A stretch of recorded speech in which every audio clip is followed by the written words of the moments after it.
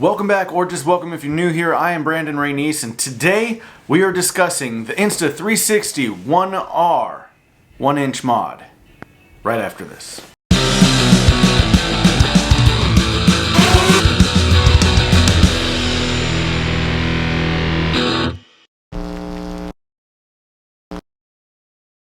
When the Insta360 One R first came out, it was intriguing to me on several different levels.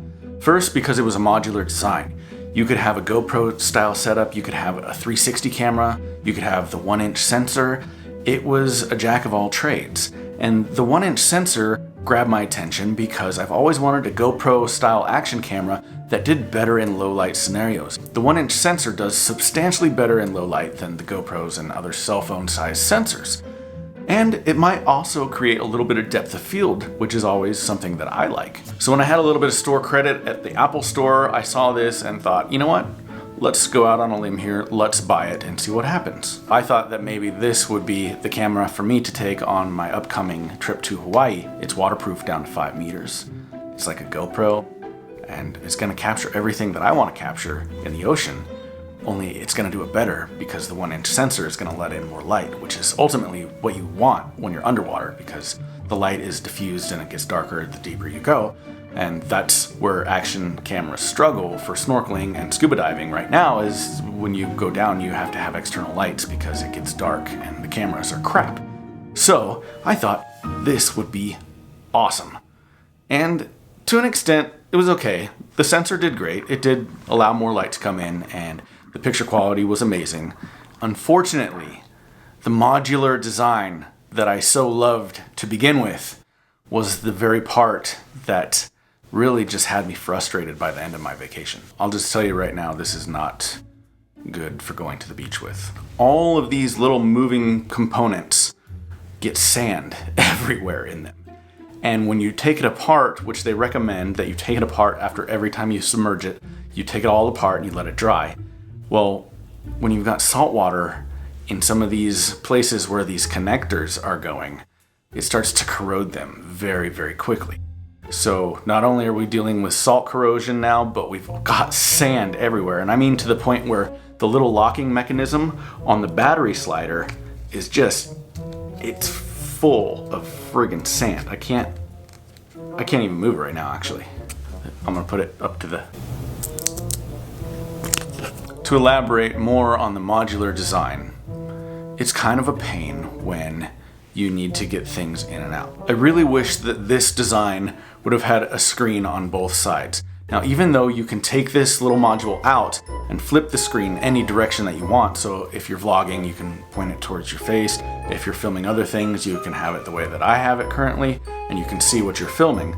However, changing your mind between doing those two things frequently, like I do, like for instance, if I'm filming fish underwater and then I go back to the beach and I decide I want to do some selfie stuff over at the beach, I then have to kind of every time take this apart and flip it around. I wish that they would have taken a page out of the GoPro book and put a screen on both sides. Putting a screen on both sides would save everyone a lot of heartache when it comes to having to flip this thing around, especially in the casing that it comes with. First, you've got to take off your Leica lens cover. I get why they did this little protective lens thing. I love Leica. I love lamp. Okay, and I want to protect that little Leica lens too, but every single time I go to take it off, I do one of these.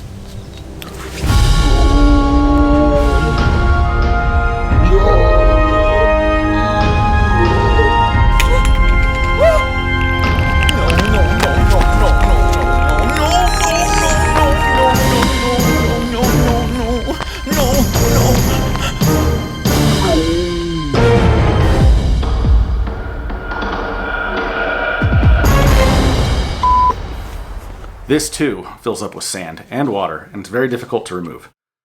So you've got to take this off, and you've got to slide this guy over very carefully. Okay, now which way does it go? Okay, that comes down this way. When I have it in this particular configuration, I'm a little bit nervous about this, because this little door comes down and it taps right on my lens. Give it a little tappy. Tap, tap, taparoo. So we want to be careful that when we take that apart, it stays up there and it stays up and out of the way. Now we can take our camera out and it only comes out one way. There's still sand coming out of this thing. Then the next step is to move this little slider guy so you can undo the battery. This unplugs, flips like that. And this now goes like this.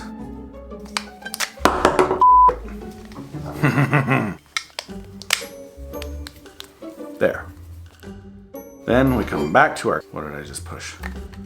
Put it in? No, that's wrong. I've got to line up the two record buttons, so that way doesn't work. Taking pictures now. It doesn't go in this way. It can't go in that way.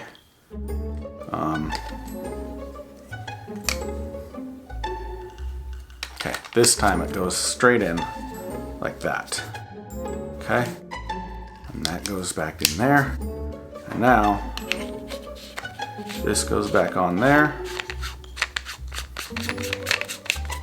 Oh, and just like that, we're ready to record in selfie mode. Now, you guys are probably laughing at me, calling me an idiot. Like, try doing this after a couple grown-up drinks and see. It's like a little camera Rubik's Cube. It only goes together certain ways, and it's extremely frustrating when you're trying to get things done quickly. When it's in this configuration, this lens hood blocks your touchscreen. You can't get to a lot of the menu items that are on this side of that menu. And it's a very, very small, frustrating experience. One of the things that Insta360 is known for is its flow state image stabilization software. And what that does is it takes your shaky footage and makes it stabilized. It also has a new feature called Horizon Lock. It works really good. Make sure that your horizon is always on the level. The bad thing is, if I want to use the flow state image stabilization with the 1-inch sensor, what I have to do is open up the app, import the footage into the app, run the stabilizer, and then send that footage back to my computer where I can edit it in Final Cut or whatever program that you're using, which is kind of a runaround. Honestly, like, the current firmware cannot do flow state in camera. It can't just record it to my SD card. I pull the card, put it in the computer, and edit the footage. There's always going to be that extra step as of right now. Right now, I'm walking with this at about arm's length away, like I would just be regularly holding the camera. And I don't have the stabilization turned on right now either. But the real question still remains, is the 1-inch sensor good enough to be an action camera? Or is it in some other weird category? And to help find out, I've recruited someone. One of the best stuntmen around.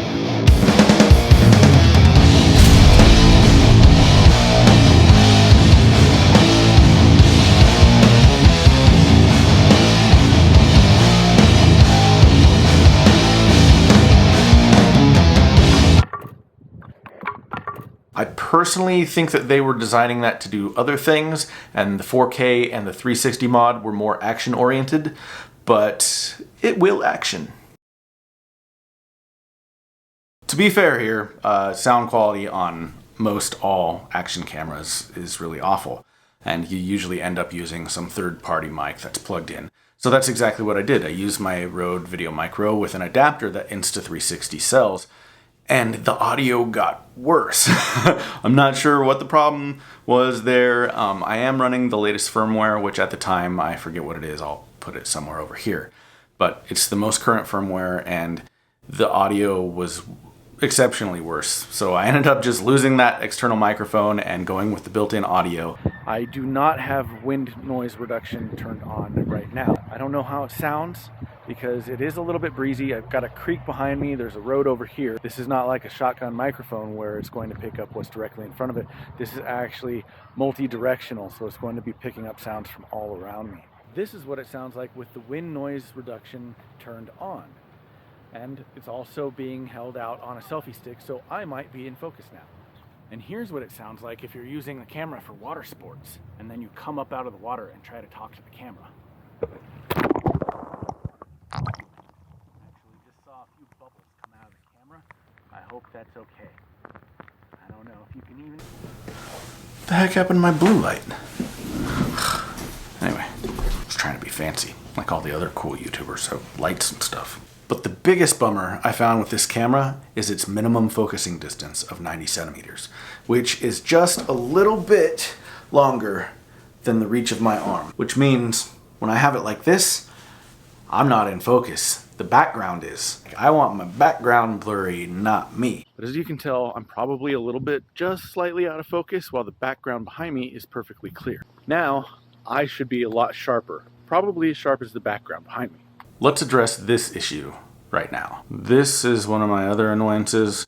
This is the door to the charging port and the SD card slot, and it's very tiny. You get sand in here, you get some condensation in here, but mostly it's just a pain to get in and out of because you've got to line these arrows up perfectly, and then you've got to like put one side in first and slide this little toggle back over and then snap it in. That was actually the fastest I've ever managed to do that. But most of the time what happens is I try and open it and I can't get it closed, and I end up pulling out this little piece right here. And I've almost lost this door twice in the sand. But I was able to put it back in there, so we still have a door, so that's good. At the end of the day, I don't need the 1-inch sensor. It's great in low light, but I've got other things that are just as good in low light. I already have a GoPro, and I already have an Insta360 One X. Why are the names so complicated? It brings us to the conclusion. My recommendation to you would be, if you want a 360 camera, buy the Insta360 One X. If you want something like a GoPro, buy a GoPro. And you can use them both at the same time, something you can't do with a modular design. Because even though this can be all of those cameras, it can't be all of those cameras at the same time. If you're still missing that low light, save up an extra $100 to $200, buy yourself a used Sony RX100. This will go far above and beyond the capabilities of the 1-inch sensor on the Insta360 R. Do you agree? Do you disagree? I don't know. Leave me a comment down below. Let me know your thoughts on the Insta360 One R 1-inch mod. Thanks for watching, guys. I hope you learned something, and I hope you enjoyed the episode. If you did, please hit the like button. Don't forget to subscribe. We will see you on the next episode.